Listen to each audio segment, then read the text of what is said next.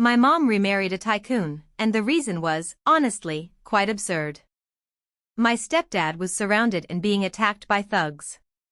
My mom, a fishmonger, rolled up her sleeves and single-handedly took on 3 of them, making the thugs run for their lives. Since then, the CEO fell hopelessly in love with this violent wildflower. I followed my mom into the wealthy family, thinking I'd be a glamorous young lady, but who knew I'd clash with Shenfeng, my stepdad's notorious son. On the first day we met, he threw 5 bullfrogs into my room, smirking, "Welcome to hell." I looked at the slimy frogs, smiled, and stuffed a water snake into his backpack as a return gift. As a result, Boss Shenfeng was hospitalized for 4 fluids because of a drop in blood pressure from sheer terror. War broke out. He blocked my way to bully me. I made him pee his pants in the middle of the cafeteria. I thought we'd be enemies for life, but who knew this young master would hold my hand tightly and babble, "I like you, okay? You can't beat me, so now you're using the handsome boy trap?" "Sorry, I'm busy with the university entrance exam. If you want to date, climb up the ranks and talk to me then." The intricately carved iron gates of the Shen family villa slowly opened. Today was the day my mom and I officially moved in after that grand, fish market-shaking wedding last week. My mom, Ms. Lee, was wearing a bright red silk dress today. Pulling a leopard print suitcase, she looked up at the magnificent villa in front of her and clicked her tongue. Not bad. A yard this big is perfect for practicing nunchucks. I walked beside the woman who had just hit the jackpot, unable to suppress my curiosity. "Mom, tell me the truth. What kind of love potion did Uncle Shen, no, Stepdad Shen, drink? He's the majestic chairman of a corporation, with no shortage of leggy models around him. Why was he so dead set on marrying you?" My mom stopped, flipped her proud wavy hair, and smiled smugly. "What do you know? Rich men, you see, get sick of eating delicacies all the time and suddenly crave a bowl of fermented shrimp paste. Ah, wait, I mean they crave a wild flavor." She leaned close to my ear and whispered the legendary tale of how Mr. Shen fell head over heels, a secret she had kept hidden. It turned out it wasn't a Cinderella meets Prince story, but a heroine saving a handsome man trope.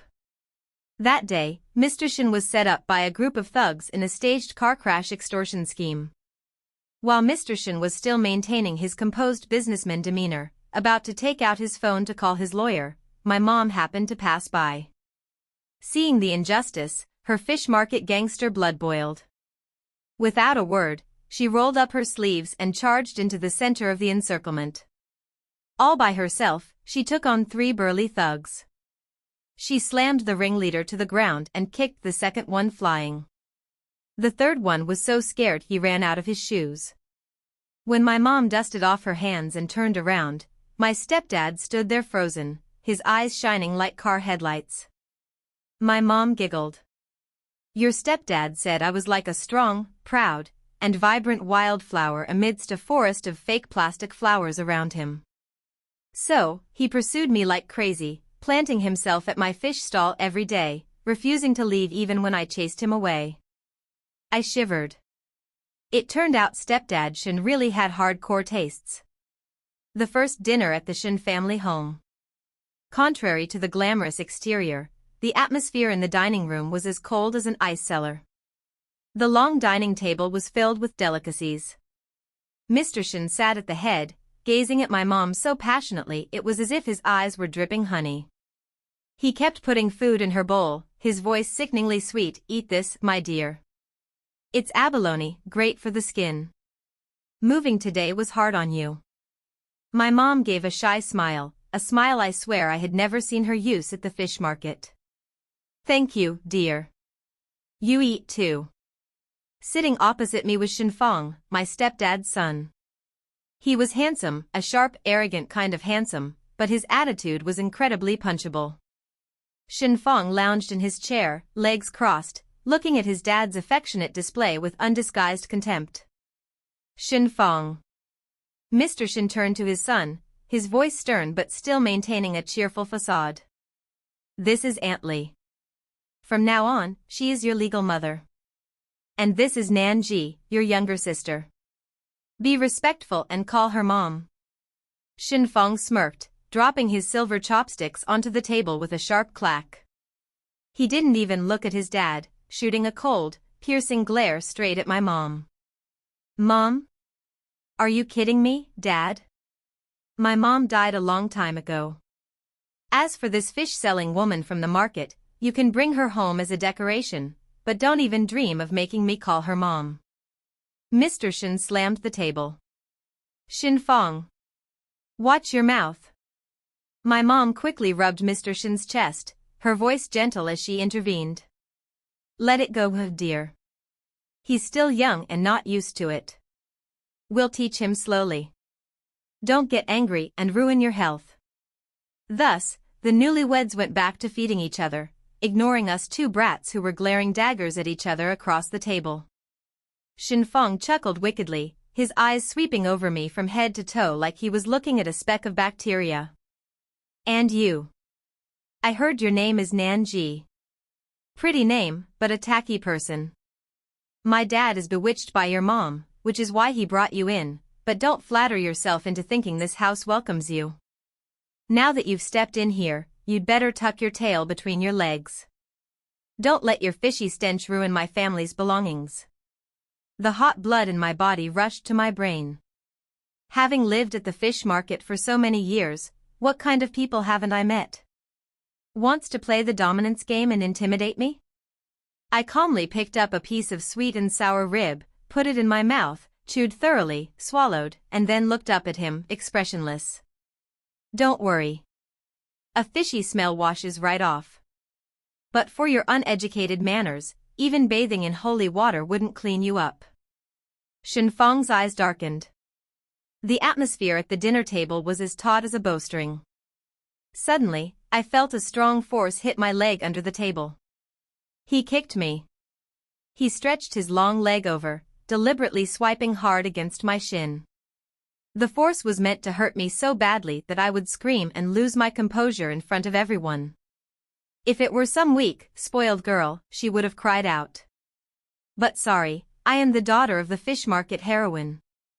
My face remained totally unfazed, my hand still holding the spoon, bringing soup to my mouth as if nothing had happened. But under the tablecloth, I gathered all my strength into my right heel, aimed straight at his big toe, and stomped down with earth-shattering force. A stifled groan came from across the table. Shinfeng's face turned bright red, then pale in an instant.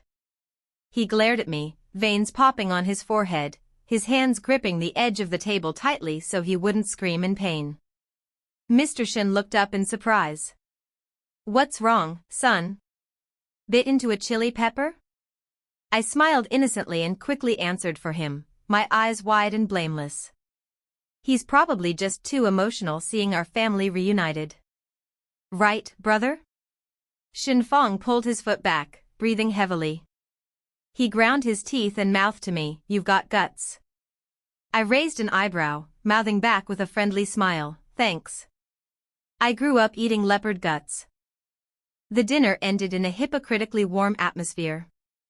Mr. Shin was happy, thinking his son had accepted us, while my mom was busy feeding her husband. Only Shinfeng kept staring at me. Welcome to hell? Fine by me. The bloody dinner involving Shinfeng's toe concluded.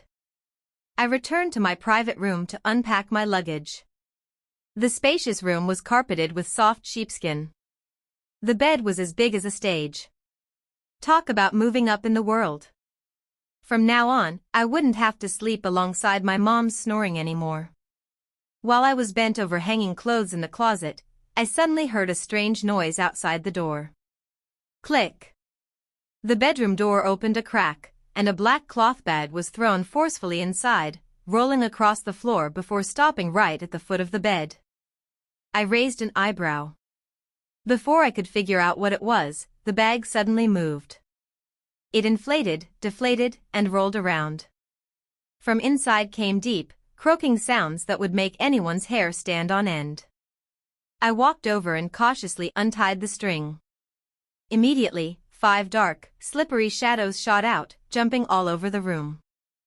Frogs. More accurately, bullfrogs. 5 bullfrogs as thick as thighs, with bumpy, slimy skin, their bulging eyes staring right at me. I stood still. I didn't scream, nor did I jump in panic.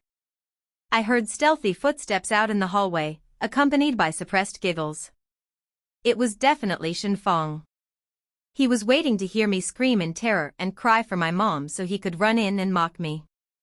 Sorry, young master, you've got the wrong target. I grew up at the fish market. Right next to my mom's stall was Uncle Baw's frog and eel stall. When I was 10 years old, I already knew how to skin a frog barehanded in 30 seconds. To those fragile young ladies, these might be monsters, but to me, they were just protein. I calmly walked to the door and locked it from the inside. Then, I rolled up my sleeves and began my hunt in the 5-star bedroom. Come here, sweeties. Come to sister. 5 minutes later, 5 plump bullfrogs were neatly contained in the laundry basket. I looked at them and clicked my tongue. Grade A bullfrogs. Plump skin, firm meat. This guy actually knows how to pick good stuff. The next morning, at 6 a.m., I made my way down to the kitchen. The maid was preparing breakfast. When she saw me coming down holding the cage of frogs, her eyes widened in shock. Miss, what is this? Auntie, help me clean these, I said cheerfully. Skin them, remove the organs, and chop them into bite-sized pieces. I want to make porridge this morning. I smiled brightly. The maid tremblingly took the cage, looking at me with a mix of awe and terror, then hurriedly went to work. At 7:30 a.m., the Shen family gathered at the breakfast table. Mr. Shen and my mom were whispering sweet nothings to each other. Shen Fong strolled down the stairs. Today he was wearing the aristocratic school uniform, his hair slicked back with gel, but the dark circles under his eyes were prominent. He had probably stayed up all night straining his ears for any commotion from my room, only to lose sleep when he heard absolutely nothing. Seeing me sitting at the table, my face fresh and rosy, Shen Fong paused for a moment, a fleeting look of disappointment and confusion crossing his face. He pulled out a chair opposite me and smirked provocatively. How did you sleep last night, little sister? Have any nightmares or see any monsters? I scooped up a spoonful of porridge, blew on it, and smiled radiantly. Thanks for caring, brother. I slept great. The room is spacious, and I even received a late-night gift. I was thrilled to the bone. A gift? Mr. Shen asked, surprised. Shen Fong, you gave her a gift?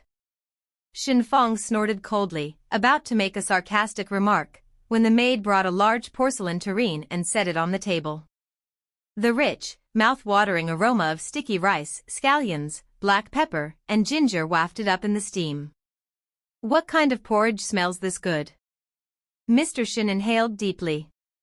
I stood up nimbly, scooped a heaping bowl, sprinkled some bright green scallions on top, and respectfully placed it in front of Shen Fong. Please, brother. This is a token of my gratitude for the special gift you gave me last night. Shen Fong looked at the pure white porridge, which contained pieces of firm, white meat that looked incredibly appetizing. His stomach let out a loud rumble. He had been too angry to eat much last night and was now starving. He looked at me suspiciously. You cooked this? Is it poisoned? You're joking. Where would I get poison? It's all homegrown stuff that you brought over, I blinked innocently. Shen Fong scoffed and picked up his spoon. The enticing aroma made him temporarily drop his guard. He scooped up a piece of meat and put it in his mouth. The meat was tender, sweet, savory, and melted perfectly on his tongue. Not bad, he muttered, and started eating much more enthusiastically. Is this chicken? Why is it so chewy? I propped my chin on my hand, watching him eat until his third spoonful before leisurely letting out each word. It's not chicken, brother. It's frog. The 5 bullfrogs you threw into my room last night. I saw how strong and jumpy they were, and thought it'd be a waste to throw them away, so I asked the maid to cook them into porridge to nourish you. They say you are what you eat, so eat up so your limbs get agile. Pfft. Shen Feng was in the middle of swallowing a piece of meat when he heard the word frog. His eyes rolled back. The vivid image of the 5 slimy, bumpy, filthy frogs he had caught by the garden pond last night flashed clearly in his mind. His throat spasmed. He violently spewed the mouthful of porridge out, luckily turning his head just in time. Otherwise, Mr. Shen would have taken a direct hit. Blurg. Shen Feng covered his mouth, his face turning from red to green, then to a sickly purple. He pushed his chair back, jumped up, and bolted straight for the first-floor bathroom. Barf. Gag. The sound of violent vomiting echoing from the bathroom sounded truly pitiful. Mr. Shen dazedly held up his spoon of porridge. What's wrong with him? This frog porridge is delicious. Bullfrogs are really expensive nowadays. My mom chuckled, passing me a piece of fried dough. Just leave him be, dear. The young master's stomach is probably too weak to handle nutritious food. I sat there listening to the toilet flushing, my heart rejoicing like it was a festival. Fight with me? I'll cook you into porridge too. Believe it? 5 minutes later, Shen Feng walked out. His face was pale white, his hair a mess, and his eyes glared at me, shot with red blood vessels. He brushed past me, grinding his teeth, his voice raspy from throwing up. Nanji, you've got guts. This isn't over. I smiled, raising the bowl of porridge in invitation. Want some more? There's plenty left. Shen Feng shuddered, covered his mouth, and sprinted out to his car to go to school, completely forgetting to say goodbye to his dad. I watched his pathetic retreating back, thinking to myself, want to keep playing? All right, let's see if you have the guts to throw anything else into my room next time. After the horrific frog porridge incident, Shen Feng looked at me like I was the female version of Hannibal Lecter.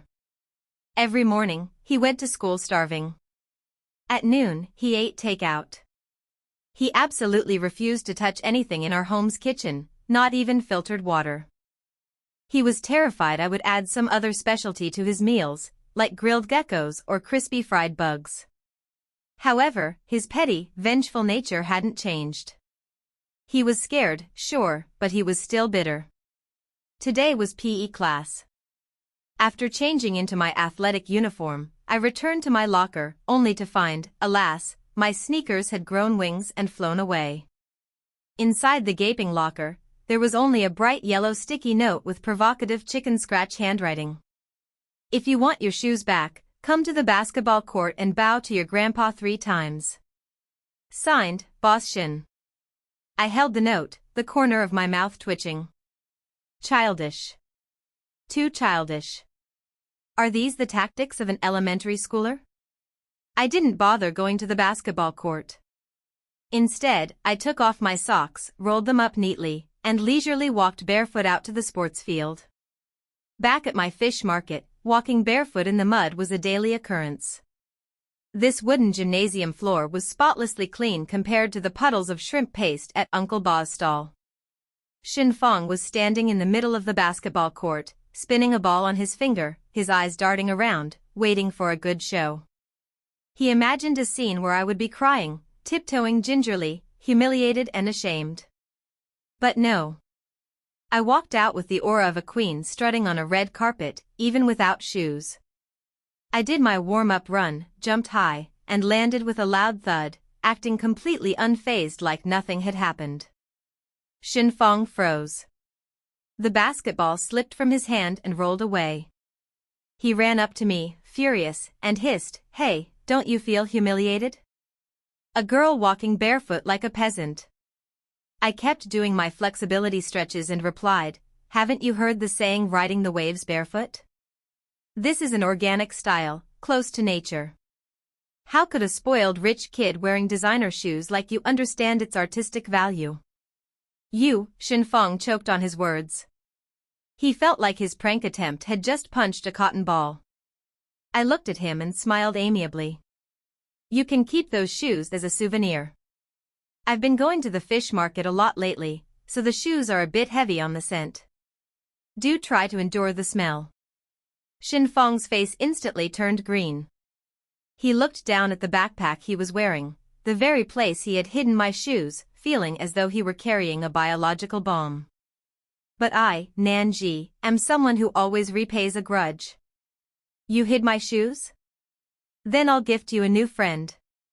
During the lunch break, I sneaked out of the school gates. There was a local wet market nearby. I stopped by an aquarium fish stall, took a stroll around, and stopped in front of a glass tank. Inside was a long, smooth-skinned water snake, wriggling and swimming around quite seductively. This type was completely non-venomous, it was just really good at scaring faint-hearted people. Uncle, sell me this baby boo, cute slang for snake, and pick the one that looks the most evil, I said. I put baby boo into a red velvet bag, my premium pencil case, sacrificed for the greater good, and returned to the classroom. At this time, the whole class was either taking a nap or at the cafeteria. Xinfang, that lazy young master, was slumped over his desk, sleeping like the dead, drool leaking out onto his sleeve. I tiptoed over, gently unzipped his backpack, and released Baby Boo into the textbook compartment. As soon as Baby Boo was freed, it happily flicked its tail, slithered right between the literature and math textbooks, and lay completely still, enjoying the dark.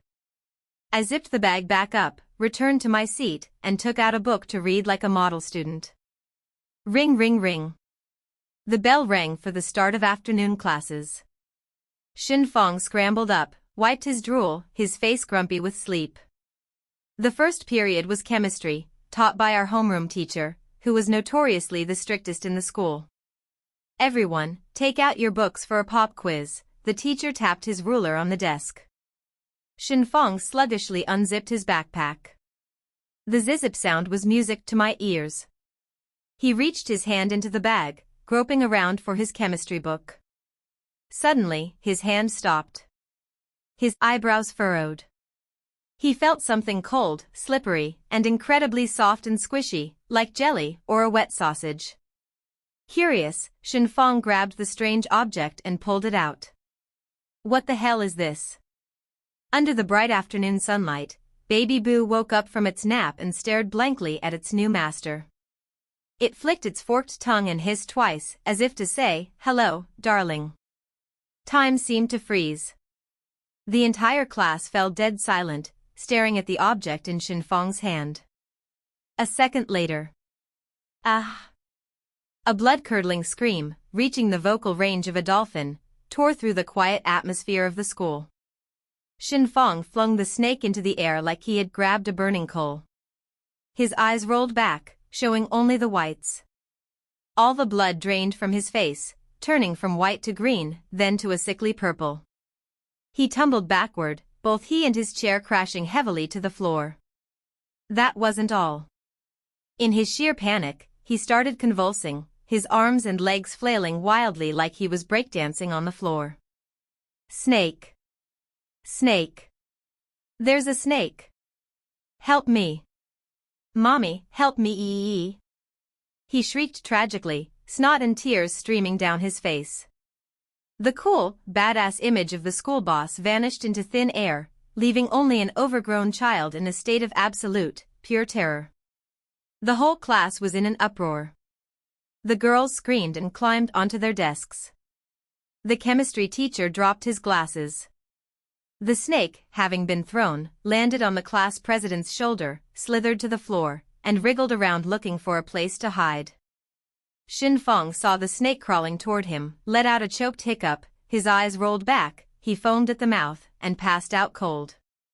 Literally passed out. Lights out completely. Call an ambulance. Call the medic. Xinfang fainted. The teacher yelled. Amidst that chaotic scene, I sat at the desk in front of him, turning around to look at Xinfang lying motionless on the floor, white foam still at his mouth. I clicked my tongue, shaking my head in disappointment. TSK, supposedly the school boss, yet his soul is so fragile and easily broken. Just a tiny water snake and he's already foaming at the mouth. Too weak. Needs more training. The ambulance arrived and took Shinfang away.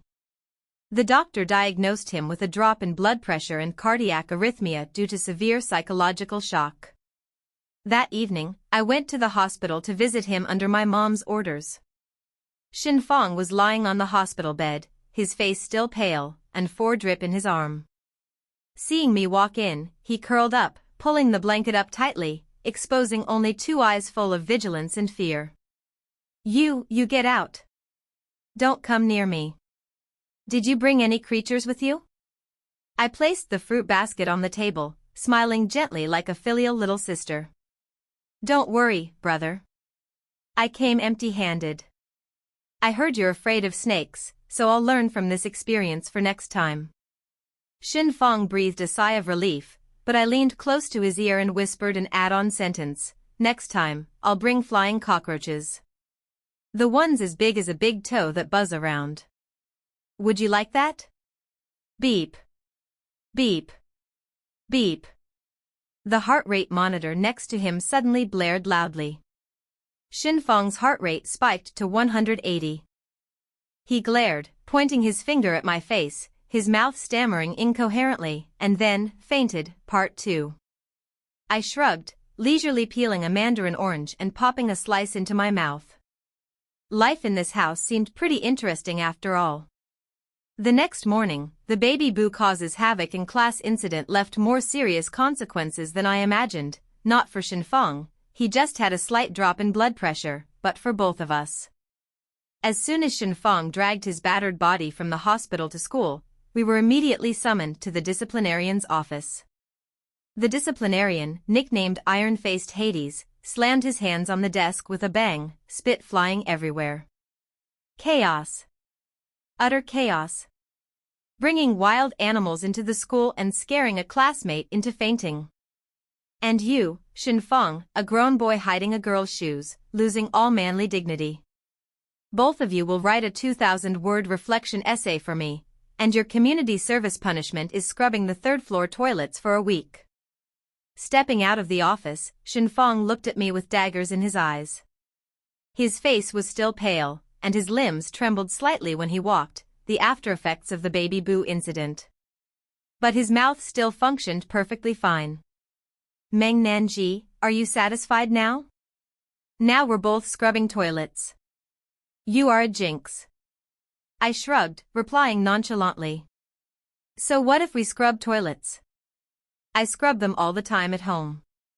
I'm just worried that a spoiled rich kid like you won't even be able to hold the toilet brush steady and will end up falling headfirst into the bowl. That would be tragic.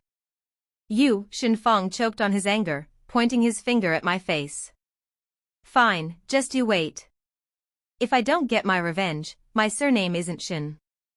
At noon that day in the school cafeteria. After a morning of frantically writing the reflection essay until my hand was sore, I was starving. I carried my food tray and found an empty seat. Just as my butt hit the chair, a large dark shadow loomed over me. It was Shinfang. He didn't come alone, but brought along 2 core lackeys. It seemed he wanted to regain the face he lost after fainting in front of the whole school yesterday. He planted both hands on the table, leaning in close to me, smirking. Looks tasty. Can you swallow it down, little sister? The whole cafeteria began to whisper and gossip. All eyes turned toward us. I calmly picked up a piece of tofu and tomato sauce. Of course I can swallow it. The school food is tastier than frog porridge, want a bite? At the mention of frog porridge, Shinfang's face twitched. He jutted his chin, signaling his lackeys. One of the lackeys held a pre-shaken bottle of carbonated soda, intending to accidentally open the cap and spray it all over me. Such an old, cliché bullying tactic, I sighed. Want to play with water? Fine, Grandma here will play with you. I quickly grabbed a 1.5-liter bottle of mineral water and aimed it straight at Shinfang, more specifically, at his lower central region. Splash. 1.5 liters of ice-cold water poured down like a waterfall. Not a single drop missed, the entire volume of water concentrated its attack right on the crotch of Shinfang's light gray uniform trousers. Time seemed to freeze. Shinfeng stood rooted to the spot. He looked down at his soaked sensitive area. Water dripped drop onto the floor, creating a massive, patchy, dark stain that was extremely prominent against the gray fabric. It looked exactly like the scene of an uncontrolled dam release. I stood firm, covered my mouth, opened my eyes as wide as possible, and acted utterly devastated. I screamed at a volume loud enough for the entire cafeteria, and possibly the security guard at the front gate, to hear. "Oh my God, Brother Shinfeng!" Shinfeng looked up at me in a daze. I pointed at his soaked pants, my voice full of pity and panic. "Brother, you're this old and you still wet your pants in the middle of school? Oh my God, were you so scared of me that you couldn't control your bladder? Why didn't you say so earlier so I could point you to the restroom?" The cafeteria was dead silent for 3 seconds. Then, boom, laughter erupted like a broken beehive. "Ha ha ha. Boss Shin wet his pants. Oh my God, he's soaked. Look at that, it's so wet he must have been holding it since morning. Yesterday he foamed at the mouth because of a snake, today he pissed his pants. Our school boss is so prestigious." Hundreds of phones were raised, camera flashes firing incessantly. Shinfeng's face went from the color of pig liver to dark purple, then back to pale white. He looked down at his wet pants clinging tightly to his body, then looked up at my blameless face pretending to be worried. He trembled, stuttering speechlessly. You poured. It's okay, don't be shy," I cut him off, quickly pulling a pack of cheap tissues from my pocket and shoving it into his hands. "Hurry and wipe it. Or let me get my jacket to cover you up. Poor thing, weak kidneys, huh brother?" The humiliation reached its absolute peak. Shinfeng let out an agonized roar like a wounded animal. "Meng Nanji. I'm going to kill you." But he couldn't kill me right now. Because the water was trickling down his legs, making it look more and more realistic. He hastily snatched a jacket from his lackey's hands, wrapped it tightly around his waist to cover the crime scene, then lowered his head and bolted, fleeing the cafeteria amidst the mocking laughter of the entire school. The 2 lackeys stared blankly as their boss ran away, then sheepishly chased after him. I stood there, dusted off my hands, picked up the empty bottle, and tossed it into the trash. TSK, wasted 10 renminbi on water. But it was worth it. I sat back down and continued eating my tofu and tomato sauce. School food was really delicious today.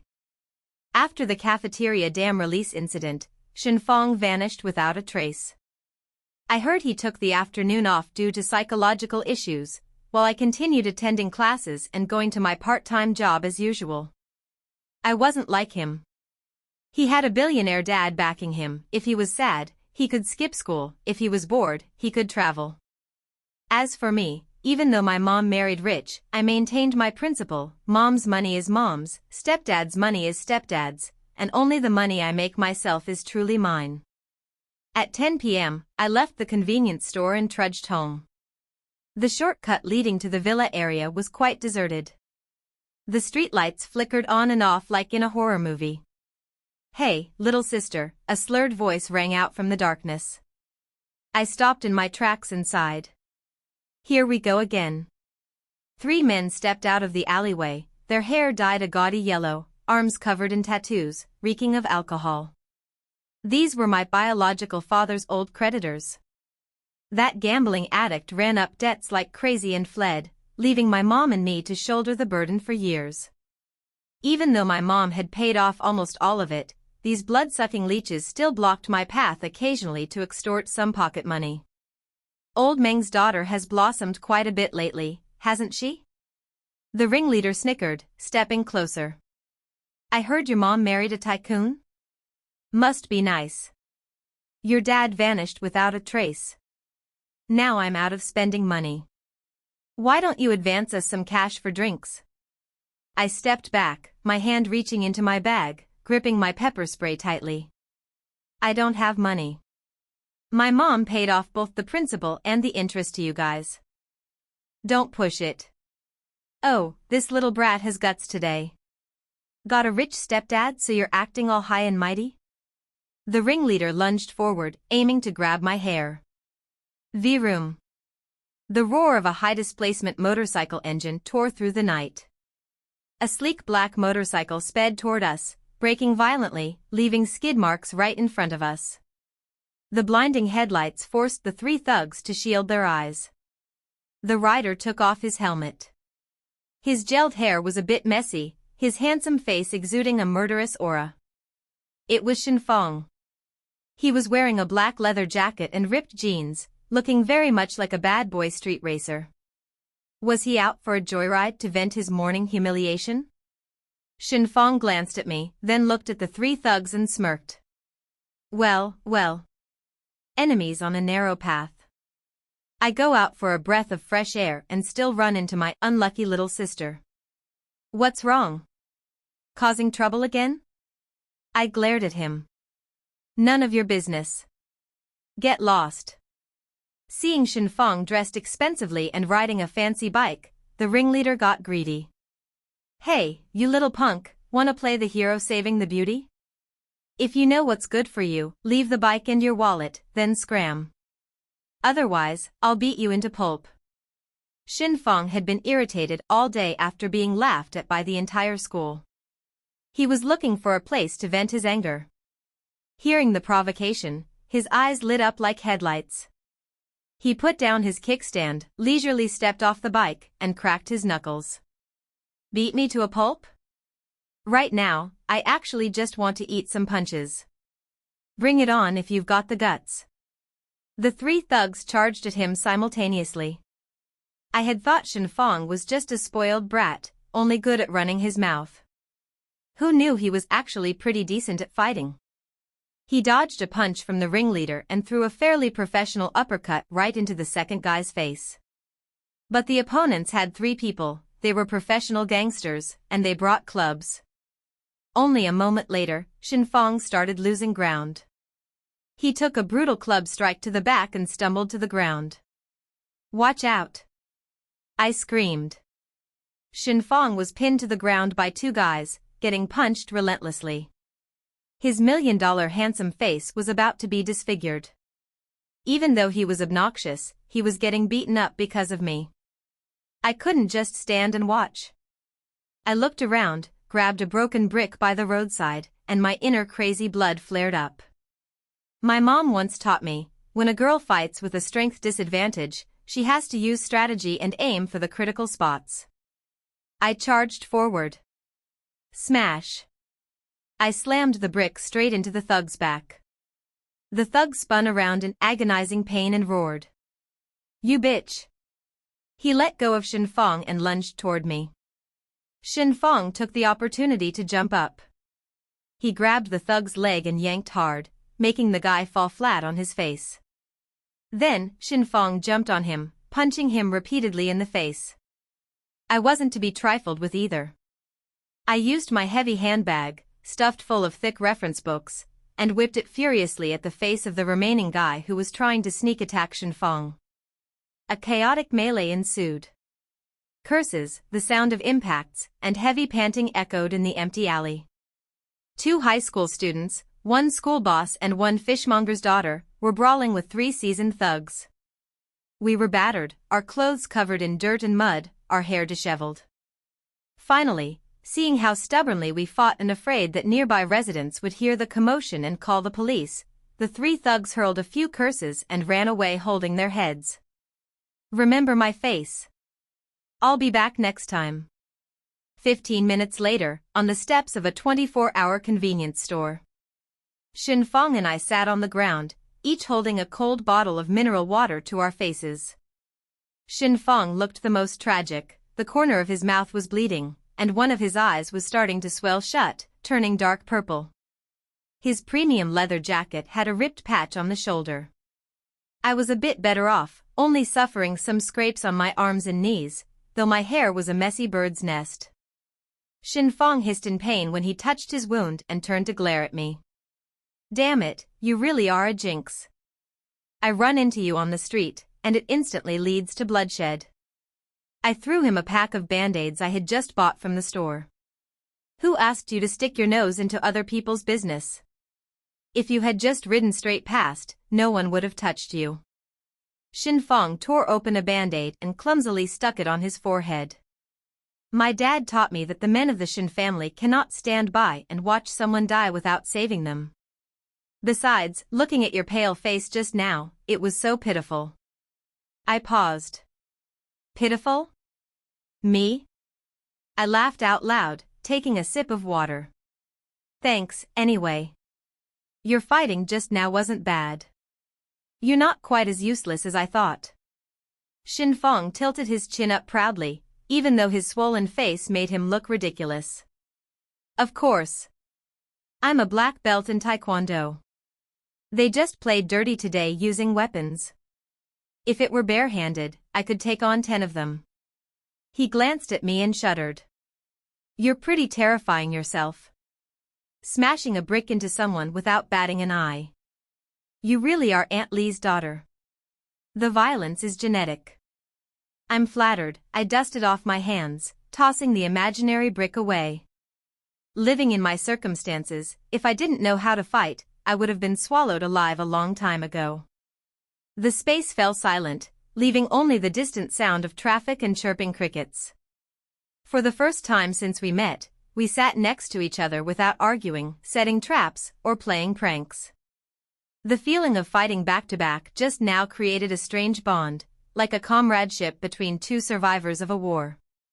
Xinfeng stood up, dusting off his pants, and winced in pain.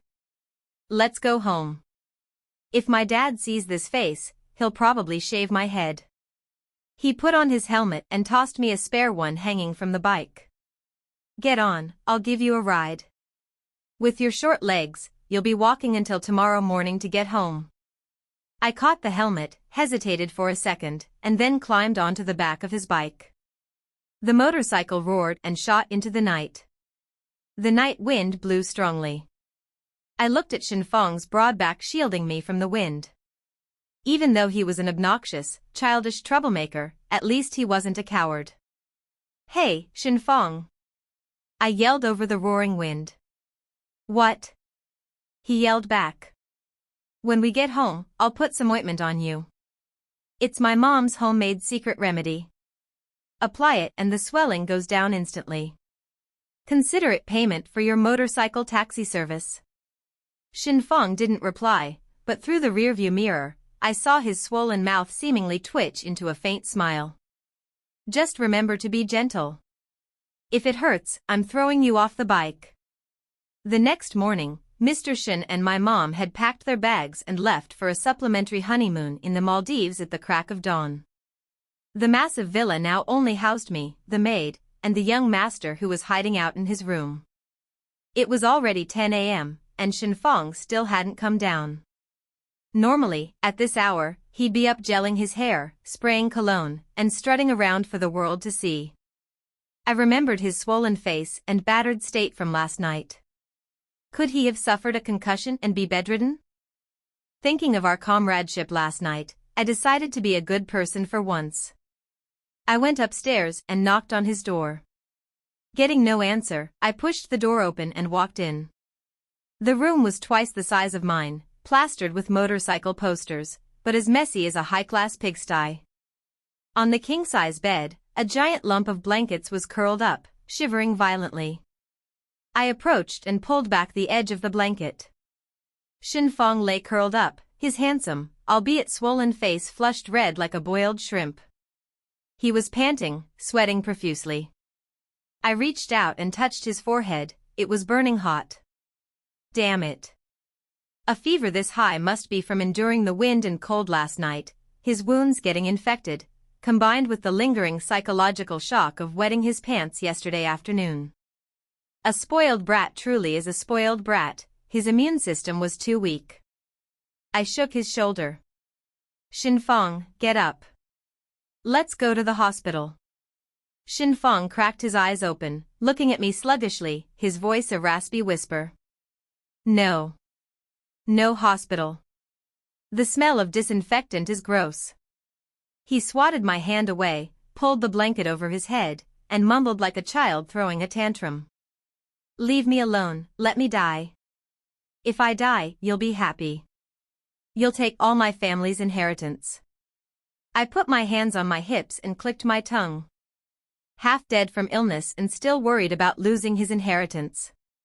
"Don't worry," I said. "If you die in this house, it becomes a haunted house, and the resale value will plummet. I wouldn't want it." I ran downstairs to get fever-reducing medicine, cooling gel patches, and asked the maid to cook a bowl of scallion and perilla leaf porridge. 15 minutes later, I returned with the porridge tray, dragged Shin Fong up by the collar, shoved the medicine into his mouth, and forced him to eat the porridge. At first, he still suspected I had put geckos in his food, but he was so hungry he had to take the risk. After eating, the medicine started to kick in. Shin Fong's fever broke slightly, but his mind was still groggy.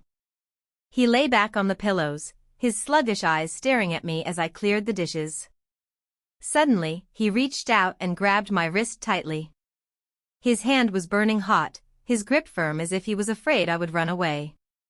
"Hey," his voice was hoarse, sounding a bit whiny, completely different from his usual arrogant boss tone. "What?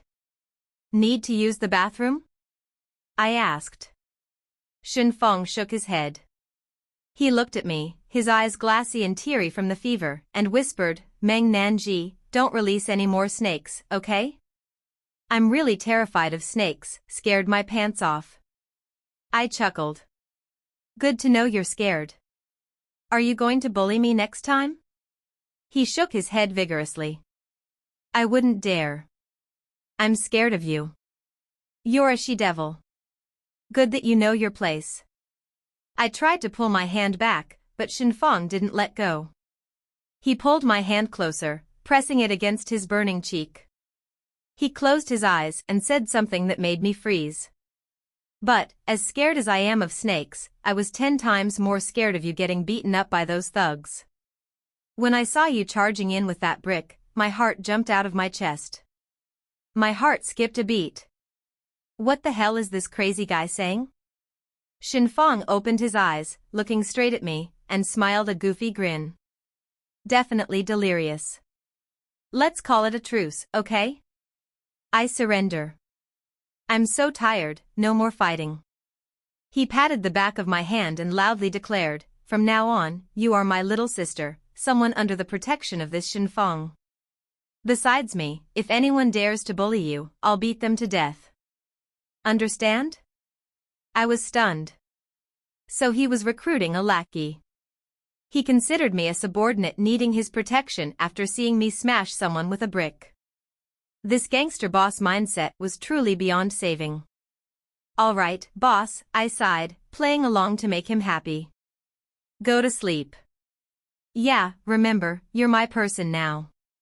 He mumbled a few more nonsensical words before rolling over and sleeping like the dead. A soft snoring sound echoed. I looked at my newly freed hand, then at his peacefully sleeping, albeit swollen face. "Your person? Dream on, sweetie." I turned off the light and closed the door. Although my mouth was full of complaints, as I stepped out into the hallway, I suddenly realized I was smiling. At least, in this cold, massive house, I had gained an ally. Even if this ally was a bit dumb and prone to wetting his pants. After that night of high fever and delirium, Shin Fong seemed to transform into a completely different person. He no longer pulled pranks like throwing frogs or hiding my shoes. Instead, he turned into a giant, supersized tail. He stuck to me everywhere I went, armed with a very justifiable excuse: the boss must oversee the safety of his subordinate. In the mornings, he waited for me at the gate to go to school together. Even though he had a high displacement motorcycle, he insisted on walking it beside me all the way to the bus stop. At noon, he camped out at the table right next to mine in the cafeteria.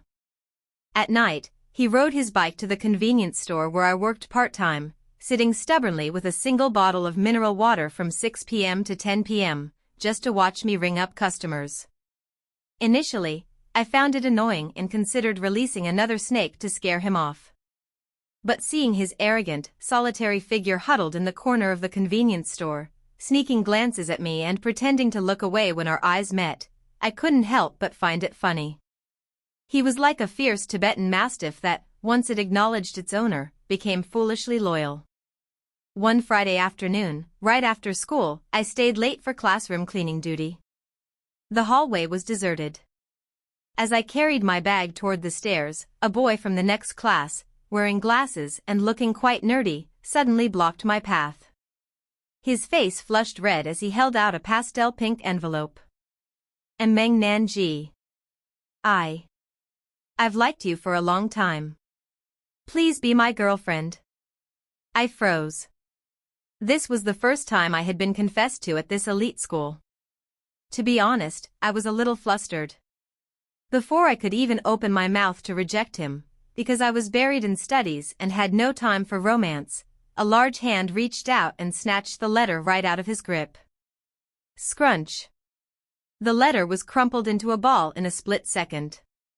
Xin Fang appeared like a descending deity, his school uniform jacket slung casually over his shoulder, his face radiating a murderous aura. Standing a full head taller than the nerdy boy, he looked down at him with a "Do you have a death wish" glare. Hey, Four Eyes. What did you just say? Who do you like? Xin Fang growled. The boy trembled like a leaf in the wind.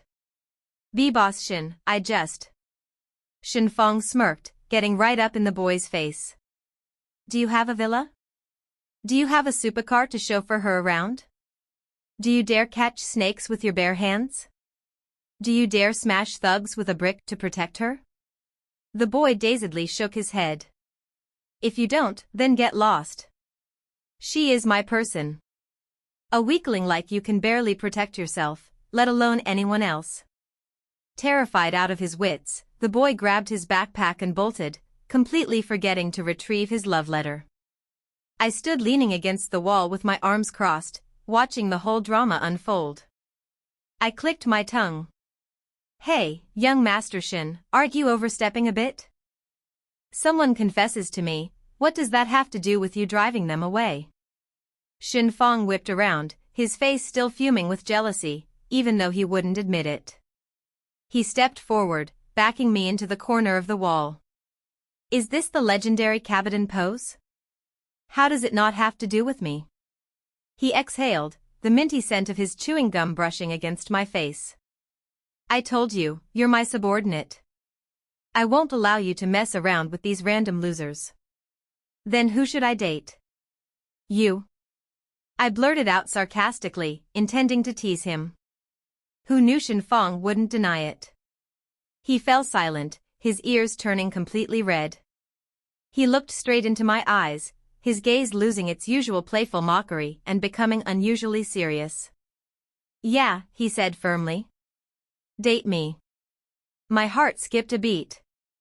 The air around us seemed to freeze. Xin Fang swallowed hard, gathering all his courage to continue. I'm serious. I don't want to be your brother, and I don't want to be your boss either. I like you. Be my girlfriend. I have money, I'll take care of you. You won't have to work part-time anymore. The young master's confession absolutely reeked of money.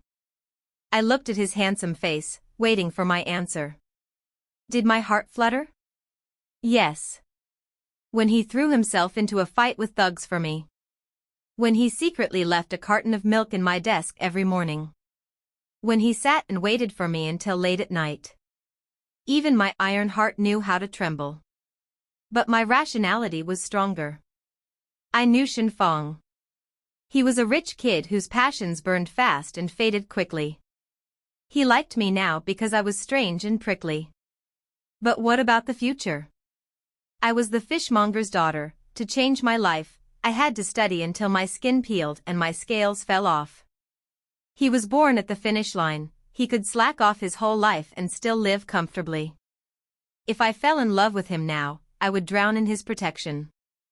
And when he got bored of me, I would lose everything.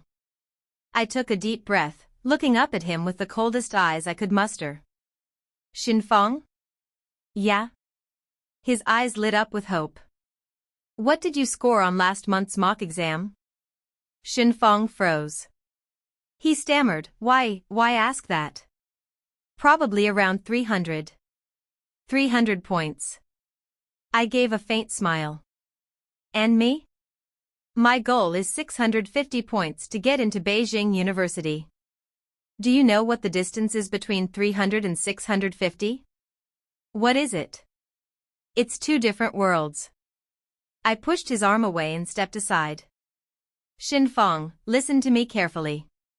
I don't like useless people. Are you planning to rely on your dad's money to show off and act as my sugar daddy? Sorry, I don't need it.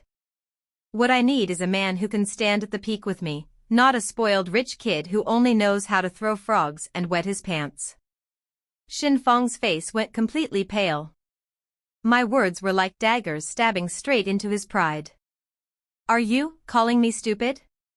Yes, I am calling you stupid. If you really like me, don't use your mouth to say it. Use your grades to prove it. With that, I grabbed my bag and walked away swiftly. I didn't dare turn around, because my tears had already started to fall. I had to be cruel. I had to provoke him. If he truly loved me, he would change for me. If he gave up, then we truly didn't belong together. Behind me, Shinfeng stood dead still in the empty hallway. His fists were clenched so tightly that his nails dug into his skin. 300 points. Useless. Relying on his dad. Every word of mine was like a bucket of ice water thrown in his face, washing away his arrogant shell and exposing his bare insecurities. Fine, Meng Nanji. Just you wait, he growled in his throat, his eyes blazing with a determination he had never shown before. After the night I ruthlessly slapped him with reality, Shinfeng disappeared. Not disappeared from the house, but disappeared from his persona as the playboy school boss. He chopped off his styled, gelled hair, sporting a super short buzz cut that looked incredibly badass, yet wildly rebellious. He disbanded his gang of lackeys, rejected all street racing invitations, and threw all his gaming consoles into the storage room. Instead, the lights in his room stayed on until 3 a.m. every single day. Stepdad Shin hired 5 tutors to cram with him: literature, English, physics, chemistry, and math. For the first time in the Shin family's history, the eldest young master, Shinfeng, was seen chewing on his pen, scratching his head in frustration over a solid geometry problem, a massive mug of black coffee right beside him. Once, I walked past his room in the middle of the night. The door was ajar, and Shinfeng was slumped over his desk, fast asleep with his pen still in his hand. Taped to the wall was a piece of A4 paper with a single line scribbled in thick red marker. Meng Nanji equals Beijing University equals future wife. I stood looking at that piece of paper, feeling both amused and a stinging sensation in my nose. This idiot. His motivation for studying was raw and utilitarian, but at least he was trying. I gently placed a glass of hot milk on his desk and tiptoed out. June arrived. The season of the Gaokao, National College Entrance Exam, was here. The atmosphere in the house was as taut as a bowstring. My mom went to the temple every day to burn incense and pray. Stepdad Shin cancelled all his important corporate meetings to personally drive us to and from the exam site. The final day of the exams ended. I walked out of the testing room feeling light as a feather, as if a 1,000-pound boulder had been lifted off my chest. I felt confident I had done quite well. At the school gates, I saw Shinfeng waiting. He had visibly lost weight, looking gaunt with a patchy stubble, but his eyes were shining brightly. How did you do? He asked, his voice raspy. Pretty good, I nodded, then asked back, and you? Shinfeng shrugged, giving a wry smile. I filled the paper. Whether it's right or wrong is up to the grader's mood. We didn't say anything more about scores. We both silently understood, this was the fateful waiting period. June 23rd, Results Day. The whole family sat in front of the computer screen. My heart was pounding so hard it felt like it would leap out of my chest. My mom squeezed her eyes shut, muttering prayers. I entered my candidate number and tremblingly pressed enter. The web page spun for a moment due to server traffic, and then displayed the score report for candidate Meng Nanji. Total score, 628. My mom screamed and jumped onto the sofa. 628. 628 points. Oh my God, my daughter passed. She got into a key university. I looked at the number on the screen, tears welling up uncontrollably. 628 points. This wasn't just a number. This was my one-way ticket out of the past, out of the fishmonger's daughter label, out of the days of being looked down upon. I had crawled my way up from the mud. I was clean now. I could stand tall under the sun. Congratulations, daughter. Stepdad Shin patted my shoulder, his eyes crinkling into a smile, before everyone turned to look at Shin Fong. He sat in the chair next to me, his head bowed, his fingers swiping across his phone screen to check his score. The atmosphere in the room plummeted. I held my breath, watching him. Shin Fong stared at his phone screen for a long time, so long I thought his phone had frozen. Finally, he looked up. His face was strangely calm, but in the depths of his eyes lay an endless, bottomless sorrow. How much? I asked softly. Shin Fong turned his phone screen toward us. Total score, 452. 452 points. Compared to his past 300 points, this was a miracle. He had increased his score by over 150 points in just a few short months. It was an extraordinary effort, built on the sweat and tears of sleepless nights. But 452 compared to 628. That was the distance between the earth and the sky. With this score, he could only get into a local community college or a third-tier university, while I would be flying to Beijing to attend one of the top universities in the country. The distance I had spoken of was now glaringly obvious. Stepdad Shin sighed and patted his son's shoulder. 452 is good, son. Much better than I expected. I'll arrange for you to get into the local Institute of Technology. Shin Fong didn't answer his dad. He stood up and walked straight toward me. He looked at me, then at the bright, shining number 628 on my computer screen. He smiled, a bitter smile, but also full of pride. Congratulations, he said, his voice as light as a feather. I looked at him, my heart clenching. I wanted to say something comforting, like, you did great. You tried your best. But all those words felt hollow and fake right now. I had challenged him, and he had lost. The cruel reality had proven that love cannot bridge a gap in capabilities overnight. Shin Fong. I called his name. Shin Fong shook his head, cutting me off. Don't say anything. I know what you're going to say. You're going to say we're not a good fit, right? He took a deep breath and shoved both hands into his pockets, trying to maintain his usual cool demeanor, but his voice was trembling. Meng Nanji, I concede defeat completely.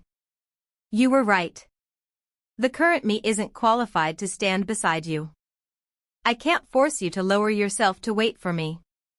You belong to the vast sky out there. He raised his hand, instinctively moving to ruffle my hair like he used to, but then pulled it back mid-air. He was afraid that touching me right now would make him unable to let go. Go. He turned his back to me, his voice cold to mask his emotions. Go to Beijing and study hard. Don't let any guy bully you. If anyone does, call me. I'm still your protective boss. With that, he walked straight upstairs and slammed his door shut. That night, I heard the sound of a guitar echoing from his room. The chords were out of tune, disjointed, and tragically sad. The next morning, I packed my luggage, preparing to head to Beijing early for enrollment. Shin Fong didn't come down to see me off. I stood in front of his door for a long time, wanting to knock and say goodbye, but ultimately didn't. We needed this distance. I needed it to mature, and he needed it to grow up on his own. The car rolled out of the Shin family villa. I looked through the rearview mirror and saw the curtains of Shenfeng's room flutter slightly. Someone was hiding behind the curtain, watching me leave. Goodbye, my nemesis. Goodbye, my first love that was buried deep before it even had a chance to bloom. Beijing, 4 years later. Winter in Beijing was bone-chillingly cold.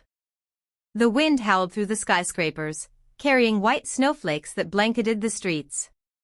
I stepped out of a high-end office building in the CBD, pulling up the collar of my wool coat with one hand, holding a steaming cup of black coffee in the other. The sound of my high heels clicking against the pavement was sharp and resolute. I, Meng Nanji, now 22 years old, was no longer the schoolgirl in a baggy uniform with messy hair brawling with thugs. I was now an outstanding graduate of Beijing University, recruited straight out of college into a multinational financial corporation, known in the industry as a workaholic demon. Over the past 4 years, I lived up to the promise I made to myself: climb as high as possible. I studied like crazy, worked part-time like crazy, fighting for every scholarship and internship opportunity.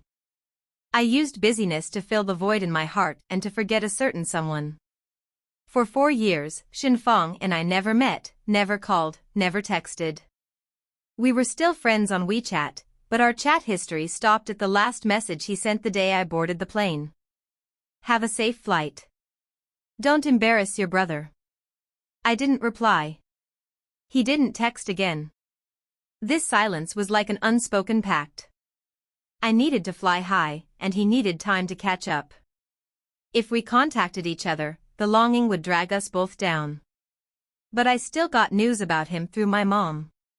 My mom, currently living like a queen, frequently called to gossip. In his freshman year, Shenfeng attended community college and applied to be a security guard at his dad's company. Your stepdad wanted to make him a manager, but he refused. In his sophomore year, he got so tanned, honey. He followed long-haul trucking teams, eating cheap street food and sleeping in budget motels to learn logistics management. He looks so weathered now, not a spoiled rich kid anymore.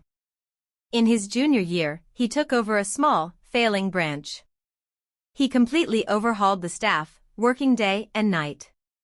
He's even more fierce than his dad was when he was young. His employees are terrified of him. Every time I heard my mom talk about him, I would open WeChat and tap on Shenfeng's profile picture. He had changed it. It was no longer an edgy motorcycle or a gaming character.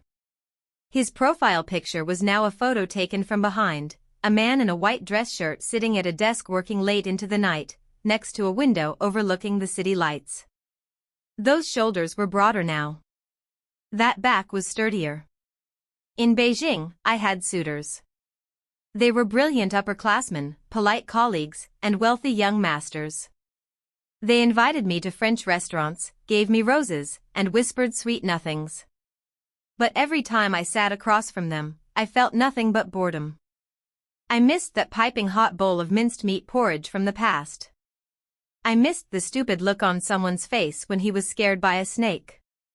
I even missed the way he clumsily stuck a band-aid on my forehead, cursing with his mouth, but trembling with his hands. These men were too perfect, too safe. They lacked the crazy, passionate fire I was looking for. They weren't Shenfeng. Nanji, want to hit the bar tonight? There are some really handsome guys from our partner company going. A female colleague patted my shoulder. I shook my head, checking my watch. I'm busy. I have to draft a contract for a new project tonight. You're a robot. You don't know how to enjoy your youth at all. I smiled faintly. My youth. Yeah. My youth had been left behind in that villa down south, where a boy had once declared, "From now on, I will be your boss." A week later, the general manager called me into his office. Nanji, our company is looking to expand our market down south. We have a major collaboration project with the Shin Transport Group. This is a big fish, but they are incredibly strict. They require a lead negotiator who understands the local area and has high combat capability in business. The boss slid a dossier toward me. I'm sending you. You are the most suitable candidate. Flight leaves tomorrow. I picked up the dossier. The cover bore the familiar logo of Stepdad Shen's corporate group. And under the lead representative section for the opposing party, the name that struck my eyes made my heart stop for a second. CEO, Shin Fong. I gently traced my finger over the name. For years. This day had finally come. I hadn't expected us to reunite under these circumstances, not a tearful reunion at the airport, but across a negotiation table amidst cold numbers and contracts. I looked up at my boss, smiling confidently. Don't worry, sir. I will definitely secure this project. Good. Why are you so confident? Because I looked out the window, where Beijing's snow was slowly melting to make way for spring. Because their partner owes me. Beijing International Airport. I pulled my small suitcase, walking with my head held high. Today's Meng Nanji was a rose with thorns, radiant and proud. The plane took off, leaving the freezing Beijing behind. I was going back. Back to the sunny, breezy coastal city. Back to the house that smelled of fish and money. Back to meet the nemesis of my life. In the executive conference room of the Shin Group, the meeting ended much quicker than anticipated. I didn't want to waste time on lifeless numbers, because my mind was currently being invaded by the man sitting at the head of the table. Meeting adjourned, Shin Fong closed his folder, his deep voice echoing. Everyone filed out of the room, leaving a quiet space with just the two of us. I stood up, intending to pack my things, when I heard the dry, sharp click of the door locking. My heart skipped a beat. I spun around. Shin Fong was already standing right behind me. He loosened his tie, unbuttoned the top 2 buttons of his shirt, shedding the dignified, aloof facade of a CEO. What was revealed was a fiery gaze and that familiar wicked aura of the school boss from years ago. Where do you think you're going, Miss Meng? He stepped closer, backing me slowly toward the floor-to-ceiling glass window. Back to Beijing. The work is done. I tried to keep my voice calm, but my hand, gripping my purse tightly, betrayed my nervousness. Shin Fong planted one hand against the glass, trapping me within his sturdy embrace. He leaned down, his hot breath brushing against my forehead, his voice hoarse from suppressed emotions. You're truly cruel. Leaving for 4 whole years without a single text or call. Now that we finally meet again, you only want to talk about work? I looked up at him. This face, these eyes. I had missed them so much during those countless long, freezing nights in Beijing. He had matured, grown strong, and become a man I could truly rely on. Then what do you want to talk about? I asked softly, my voice trembling. About how you failed the college entrance exam? Shin Fong laughed, a bitter laugh, but one full of doting affection. He raised his hand and gently stroked my cheek, which was no longer as chubby as before but still captivated him. I want to talk about repaying my debt, Nanji. You once said I had no future, that I wasn't worthy of you. For the past 4 years, I worked like my life depended on it, studied like my life depended on it, just so I could have the right to stand in front of you like this today. He took my hand and placed it over his left chest. Through the fabric of his dress shirt, I could feel his heart beating wildly, frantically. My heart still beats for you. Ever since the day you saved me with a brick, it has never changed. I've now climbed to the peak of the mountain you wanted. Will you finally look at me? My nose stung. The strong, prickly facade I had built up for so long suddenly crumbled before his sincerity. I stood on my tiptoes, wrapped my arms around his neck, and buried my face in the crook of his shoulder, breathing in his familiar scent. You idiot, I've always been looking at you, I choked out. I've waited for this day for so long. Shin Fong tightened his embrace, hugging me so fiercely I felt like my bones would melt into his chest. He kissed my hair, my forehead, as if trying to make up for 1,460 days of separation. Then, suddenly, he let go and took a step back. He reached into his trousers pocket and pulled out a small black velvet box. I startled and took a step back reflexively. Hey, don't tell me it's a frog.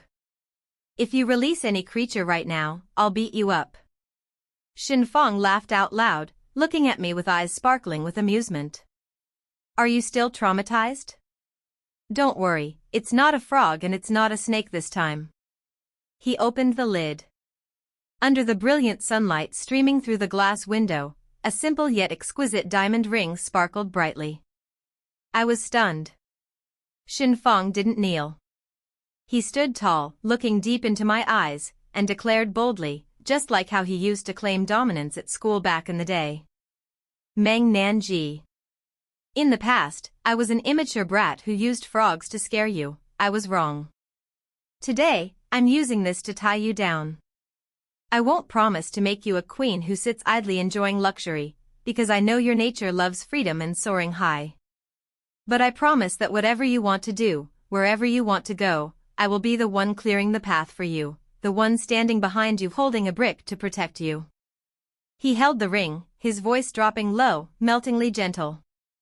My nemesis, we've fought enough. Let's share a home. I'm willing to lose to you for the rest of my life.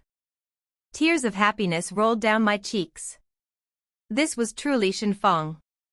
Even a proposal had to be this overbearing yet incredibly cheesy. I reached my hand out, but didn't let him put the ring on right away. Instead, I grabbed his tie and yanked it down hard.